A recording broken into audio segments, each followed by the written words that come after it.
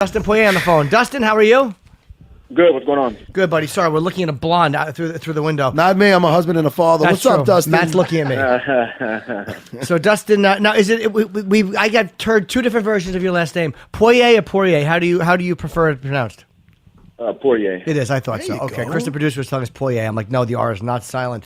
Okay, man. So you're gearing up for Eddie Alvarez. It's a tremendous. You guys are the main event in the prelims. It's a tremendous card. Yes. In Dallas, you're gonna have a lot of eyes on this fight.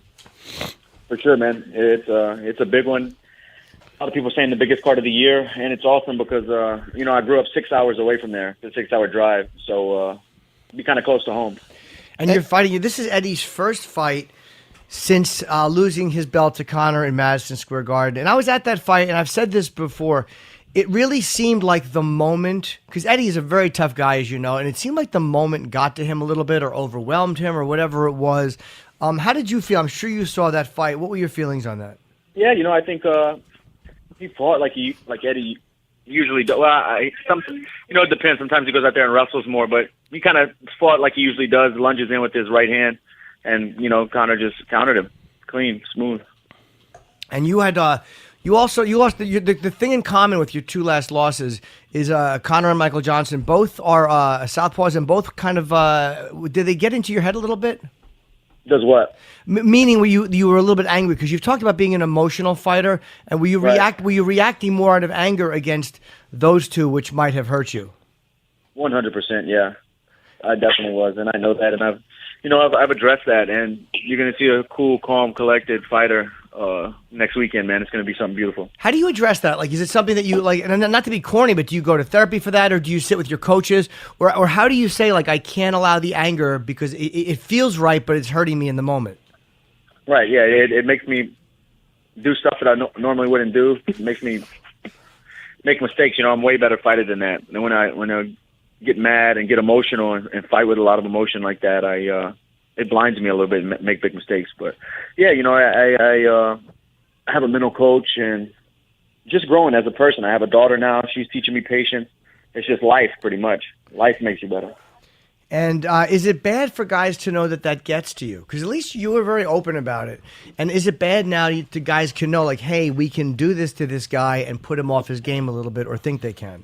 Nah, because ultimately I'm in control of me. So whatever they do, it has to go through me.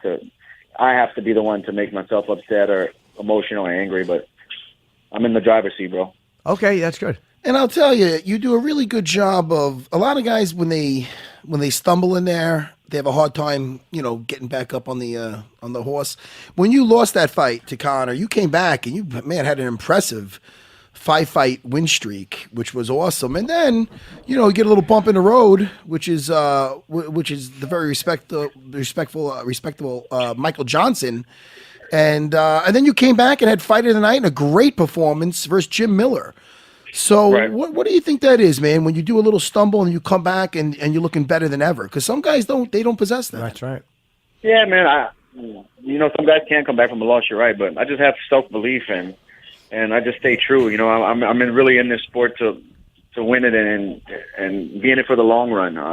It's a marathon, So I just pace myself and just believe in myself. It's tough what we do, man. Fight the best guys in the world. One mistake, you can lose. And I always go back to the drawing board, reassess, make adjustments, and I think every time I lose, it shows. The adjustments are made, and I come back better. And when you lost to Conor, you lost at featherweight. So did the jump up to lightweight? Did you have a tough weight cut that time, or did that affect you at all in that fight? Because like you said, Matt said you went on a 5-fight win streak when you jumped up. What fight? The Conor fight? Yeah. Yeah. Every time I cut the 45, it was a tough weight cut.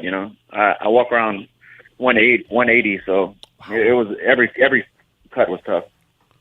And Jim Miller, you had an injury in that fight. What exactly happened to you, and how are you? I'm fine. The muscles on the right side of my shin got super swollen, and there was a lot of pressure built up in there. They call it compartmental syndrome or something like that, I think. And if the swelling doesn't go down, it could damage muscle and nerves and stuff like that. But everything's good. Everything was great. There's no breaks or nothing like that. It was just swelling really bad. Now, you've been in Eddie Alvarez's shoes before with that big, huge spotlight on you. Not to bring that shit up again, dude. I hate that, because you did go back and you redeemed yourself. You had that, you had that, 5-fight win streak, like I said, and I was there for your Bobby Green fight. You had some great fights in that streak. Oh. Now Eddie's where you're at. Eddie got embarrassed. So Eddie and Eddie's a warrior, but there's no mistake about it. So Eddie's definitely, his mindset now is, hey man, I not only have to win, I have to make a statement, because that wasn't me at MSG last fight. That's how he has to go at this. So, I mean, does it make any difference to you knowing that he's like, you got the monkey off your back again? Like, in other words, you lost that fight with Michael Johnson, you went back and you redeemed yourself. I'm not saying you're less hungry, but how does it feel knowing that this guy's coming at you like, look, man, I need to win this fight? That doesn't have anything to do with me, honestly. It's up to him. I'm going to fight my fight. If he's going to be in there emotional, thinking it's all on the line, this might be his last fight. If he's going in there thinking that, then he's going to get his ass whipped. If he's going in there thinking smooth and clean, he's going to get his ass whipped either way. Like I said, I'm in the driver's seat, man. Tune in next weekend. Yeah, and it's funny, and it's on the it's headlining the FX prelims at 8 p.m. Eastern, and we talked about that on here because we were talking about that, and Jimmy's like, man, how come this is not on the main card? And then we were talking. I go, I feel because first of all, a lot more people are going to see it on FX, and then they're going to be like, yo, that's why they have this. This is an amazing matchup with you and Eddie.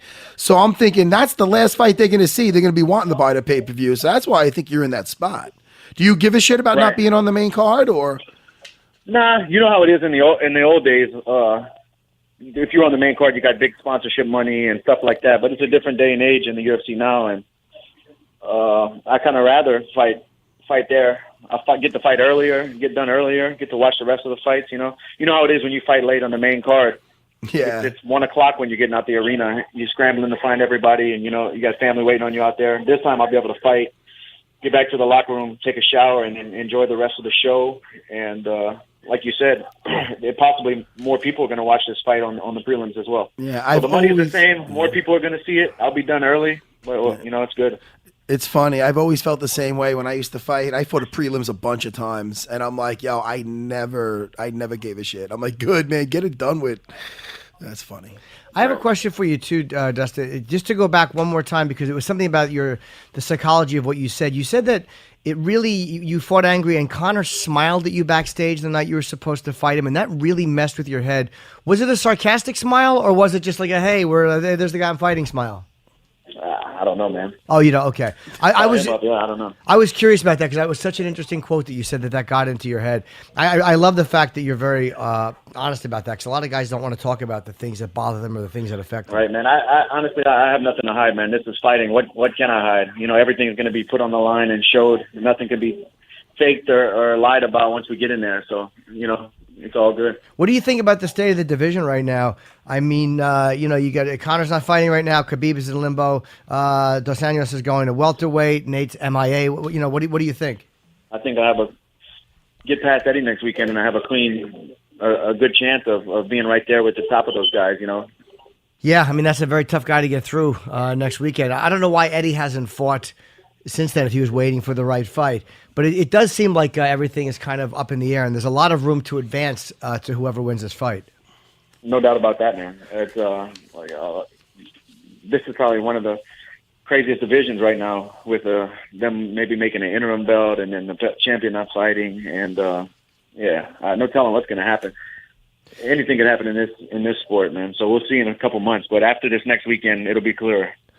Well, this is this is, I believe, May 13th. Am I correct with that, Chris? May 13th in Dallas on the JDS Miocic fight. And we're looking forward to watching you fight. You and Eddie Alvarez headlining the FS1 prelims. It's the FX prelims. And you're a great fighter, and Eddie's a great fighter, and this could easily be a co-main event. So I'm really looking forward to this one, man. Me too, homie. I appreciate it, man. Okay, we'll talk to you again, Dustin. Take care. Thanks, Dustin. Thanks, yep. Bye, buddy. Yep. Take care, man. Yeah, there's so many good fights in that card, man. That one I'm really looking forward to. But I don't know why I asked that. I had written that question down about that smile because listen, that's something I you was found really interesting. curious as to his ability to talk about that stuff. Yeah. So many guys get bothered by things, whether it's this, whether it's that, but they don't open up about it. And he's like, "Nah, man, here's what it is." And No, it's true, man. I can't wait to talk to. We're talking to Eddie next week. Yeah. I really like Eddie Alvarez, and I really want to hear his take on that fight. Hey.